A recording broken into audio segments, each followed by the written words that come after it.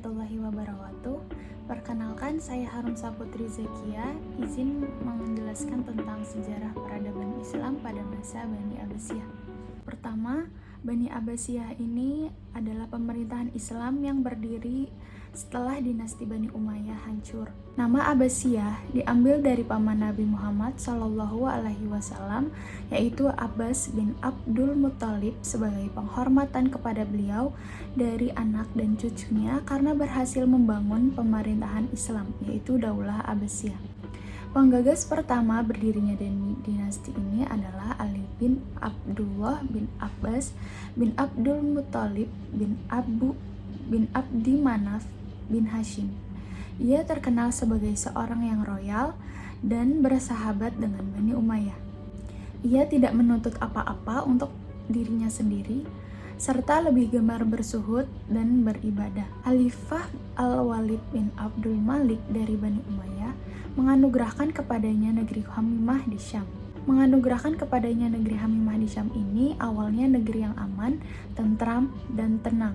Namun dari negeri kecil Hamimah itulah muncul suatu cabang golongan Hashimiyah dan dinamakan golongan Abbasiyah, yang dicetuskan atau dipelopori oleh Muhammad bin Ali bin Abdullah bin Abbas, yang merupakan anak dari Ali bin Abdullah bin Abbas. Bani Umayyah sama sekali tidak membayangkan bahwa di negeri tersebut sedang berusaha untuk menumbangkan sistem pemerintahan dan memindahkan kekuasaan dari satu keluarga ke keluarga yang lain. Hal ini didasarkan oleh beberapa sebab. Yang pertama, adanya ide atau pendapat yang dianjurkan oleh kalangan Bani Hashim setelah wafatnya Rasulullah SAW agar jabatan khalifah diserahkan kepada Rasul dan anak saudara atau keluarganya. Adanya ketidakpuasan terhadap pemerintah Bani Umayyah, yang dimana banyak terjadi kekacauan seperti penindasan terhadap pengikut Sayyidina Ali dan Bani Hashim pada umumnya, merendahkan kaum muslimin yang bukan bangsa Arab, dan tidak diberi kesempatan duduk dalam pemerintahan, serta pelanggaran terhadap ajaran Islam. Berdirinya negeri Abbasiyah ini dinisbatkan kepada Al-Abbas, paman Rasulullah SAW, pendiri dan sekaligus khalifah pertama dari Bani Abbasiyah adalah Abdullah As-Saffah bin Muhammad bin Ali bin Abdullah bin Abbas bin Abdul Muthalib. Nah, As-Saffah ini yang artinya adalah penumpahan darah. Maksudnya julukan untuk khalifah pertama Abbasiyah. Dinasti Abbasiyah ini didirikan pada tahun 130 Hijriah atau 750 Masehi oleh Abdullah Abbas As-Saffah. Berlangsung sekitar 5 abad, sekitar 120 Hijriah sampai 650 Hijriah. Berdirinya pemerintahan ini dianggap suatu kemenangan ide atau pikiran yang pernah dianjurkan oleh kalangan Bani Hashim. Pemikiran yang pernah dianjurkan oleh kalangan Bani Hashim ini setelah wafat Rasulullah agar jabatan khalifah diserahkan kepada Rasul dan sanak saudara atau keturunannya. Sebelum berdirinya Daulah Bani Abbasiyah, terdapat 3 poros utama yang merupakan pusat kegiatan antara satu dengan yang lainnya, yang mempunyai kedudukan tersendiri dalam memainkan peranan untuk membangun kekuasaan dinasti Abbasiyah. Nah, dinasti Abbasiyah ini merupakan awalan dari sebuah hasil propaganda dan organisasi yang luas dan revolusioner. Propaganda tersebut dilaksanakan dengan strategis yang cukup matang. Yang pertama dilakukan dengan sangat amat rahasia tanpa melibatkan pasukan perang.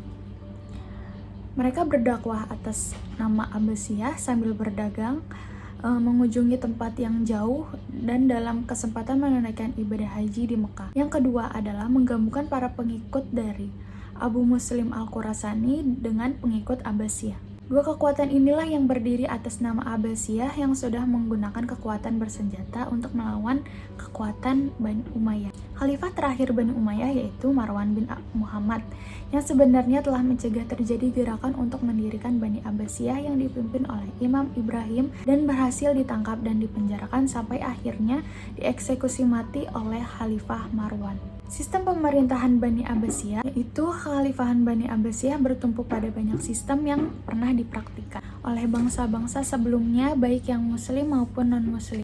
Dan Abu Ja'far Al-Mansur sebagai pembangun kekhalifahan dinasti Abbasiyah. Dukungan bangsa Persia sangat terlihat jelas karena Ketika Bani Abbasiyah berdiri, yaitu dengan bergabungnya pemuda gagah dan berani dari Khorasan, yaitu Abu Muslim Al-Khurasani, dan wilayah operasional Bani Abbasiyah yang berada di bekas kerajaan Persia. Maka tidaklah mengherankan jika Khalifah Bani Abbasiyah mengambil nilai-nilai dari Persia dalam sistem pemerintahannya. Bangsa Persia mempercayai adanya hak agung raja-raja yang didapatkan dari Tuhan. Oleh karena itu, Bani Abbasiyah memperoleh kekuasaan untuk mengatur negara langsung dari Allah, bukan dari rakyat, seperti ketika kekhalifahan pada zaman Khulafaur Rasyidin. Kekuasaan tertinggi pada Bani Abbasiyah ini diletakkan oleh ulama, sehingga pemerintahan Bani Abbasiyah ini menjadi sistem teokrasi.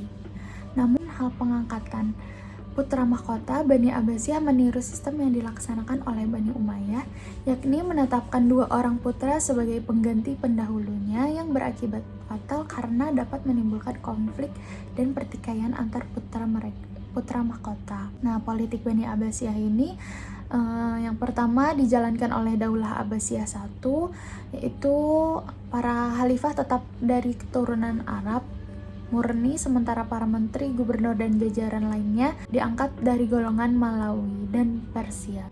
Kota Baghdad sebagai ibu kota negara yang menjadi pusat kegiatan politik, ekonomi, sosial, dan budaya. Ilmu pengetahuan dipandang sebagai sesuatu yang sangat penting dan mulia. Kebebasan berpikir sebagai hak asasi manusia yang diakui sepenuhnya. Dan para menteri keturunan Persia diberi hak penuh dalam menjalankan pemerintahan sehingga mereka memegang peranan yang penting. Selain politik, ada juga kemajuan pada masa Abbasiyah.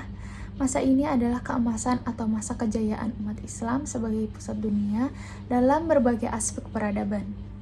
Kemajuan itu hampir mencakup sebuah aspek kehidupan, dan popularitas Bani Abbasiyah ini mencapai puncaknya di zaman Khalifah Harun ar-Rasyid pada tahun 786 sampai 809 Masehi, dan putranya adalah Al-Ma'mun pada tahun 813 sampai 833 Masehi. Biro-biro pemerintahan Abbasiyah, yaitu seperti Amirul Umarah, adalah panglima besar yang diserahkan pimpinan negara. Ada Dewan Az-Zimani adalah dewan pengawas, Dewan Korespondensi atau Dewan At-Taqwi adalah dewan yang menangani surat resmi, dokumen politik, serta instruksi ketetapan khalifah, dan lain sebagainya. Sistem militer pada dinasti Bani Abbasiyah ini terorganisasi dengan baik, berdisiplinan tinggi, serta pelatihan dan pengajaran secara reguler. Angkatan perang berada di bawah Dewan-Dewan Al-Jun. Pasukan pengawal khalifah atau Hams adalah satu-satunya pasukan tetap yang mengepalai sekelompok pasukan. Selain itu, ada perdagangan dan industri. Pada masa Bani Abbasiyah ini mementingkan perindustrian.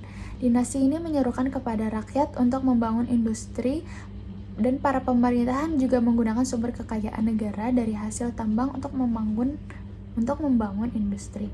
Segala upaya yang dilakukan oleh dinasti Abbasiyah ini untuk memajukan perdagangan, seperti dibangun sumur-sumur dan tempat-tempat istirahat di jalan-jalan yang sudah dilewati oleh khalifah dagang, dibangun armada-armada dagang, dibangunnya armada-armada untuk melindungi pantai-pantai negara dari serangan bajak laut. Selain itu, ada juga perkembangan dalam ilmu bidang agama, yaitu seperti ilmu tafsir, ilmu hadis, ilmu kalam, ilmu bahasa, dan ilmu fikih. Nah, ilmu tafsir ini menafsirkan antara Ibnu Abbas, Ibnu Mas'ud, Ali bin Abi Thalib, dan Ubay Ibnu Ka'ab dengan menafsirkan ayat dengan hadis atau atsar atau kejadian yang mereka saksikan ketika ayat itu turun.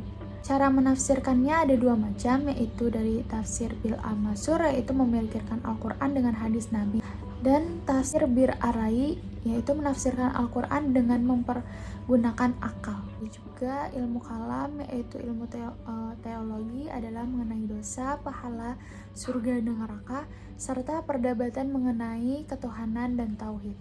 Ilmu tasawuf adalah salah satu ilmu yang tumbuh matang pada zaman Abbasiyah. Ini ajarannya tekun beribadah dengan menyerahkan diri sepenuh hati kepada Allah, meninggalkan kesenangan dan perhiasan dunia.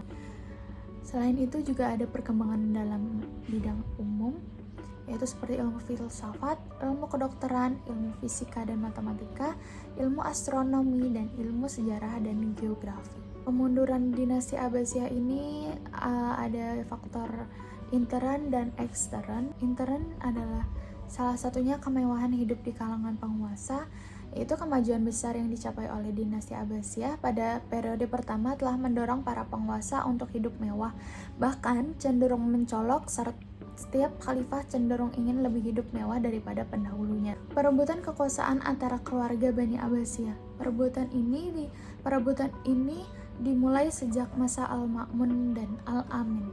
Setelah Al-Mutawakkil wafat, pergantian khalifah pada periode kedua Abbasiyah, hanya 4 orang khalifah yang wafat dengan wajar.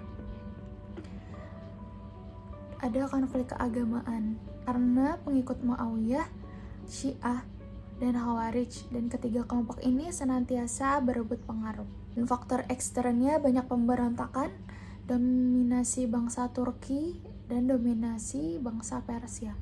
Pemberontakan ini banyaknya daerah yang tidak dikuasai oleh khalifah, akibatnya kebijakan yang lebih menekankan pada pembinaan peradaban dan kebudayaan Islam secara real, dan daerah-daerah itu berada di bawah kekuasaan gubernur-gubernur yang bersangkutan. Dominasi bangsa Turki.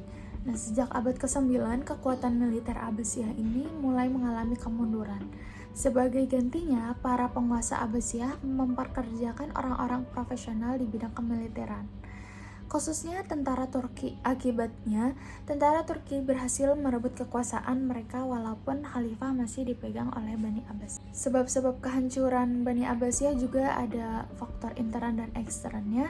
Salah satunya yaitu lemahnya semangat patriotisme negara dan menyebabkan jiwa jihad yang diajaran Islam tidak berdaya lagi. Bahkan segala amukan yang datang baik dari dalam maupun luar negeri. Hilangnya sifat amanah dalam gejala perjanjian yang dibuat, tidak percaya pada kekuatan sendiri, fanatik mazhab persaingan dan perebutan yang tiada henti antara Abbasiyah dan Alawiyah. Nah, faktor eksternnya adalah adanya disintegrasi, yaitu kebijakan untuk lebih mengutamakan pembinaan peradaban dan kebudayaan Islam daripada politik, perang salib yang berlangsung beberapa gelombang atau periode dan menelan banyak korban. Perang salib itu juga membakar semangat perlawanan orang-orang Kristen yang berada di wilayah kekuasaan Islam. Adanya serangan tentara Mongol ke wilayah kekuasaan Islam. Disebutnya bahwa Hulagukan, panglima tentara Mongol, sangat membenci Islam karena ia banyak dipengaruhi oleh orang-orang Buddha, Kristen, Nestorian. Tentara Mongol setelah menghancurkan lemburkan pusat-pusat Islam, berbagai faktor yang telah menyokong tegaknya Imperium Abbasiyah, yakni kalangan elit imperium dan bentuk-bentuk kulturnya juga turut dihancurkan. Dinasti Bani Abbasiyah ini adalah masa di mana Islam mengalami kemajuan dan mencapai peradaban yang gilang gemilang dalam sejarahnya, di mana pada masa ini dikenal berbagai ilmu pengetahuan dan teknologi yang sedang berkembang pesat, baik ilmu bidang agama maupun umum. Kemajuan di bidang militer, perdagangan dan industri, pertanian, dan banyak lagi perkembangan-perkembangan lainnya yang sedang berkembang dengan pesat. Kemajuan ini menjadikan dinasti Abbasiyah dipandang baik oleh seluruh dunia dan agama Islam menjadi populer di kalangan Eropa dan dunia lainnya. Dinasti Abbasiyah ini merupakan zaman keemasan yang pernah dialami oleh kaum muslimin, di mana pada zaman ini mengalami perkembangan ilmu yang pesat dan mengalami kemunduran yang disebabkan oleh konflik intern dan ekstern, seperti diantaranya ada konflik antar bangsa, kemerosotan ekonomi, konflik keagamaan, ancaman dari luar, bahkan Eropa pun seolah-olah tidak berdaya menghadapi kemajuan Islam. Sekian sejarah peradaban Islam tentang Bani Abbasiyah yang saya jelaskan. Kurang lebihnya mohon maaf. Wassalamualaikum warahmatullahi wabarakatuh.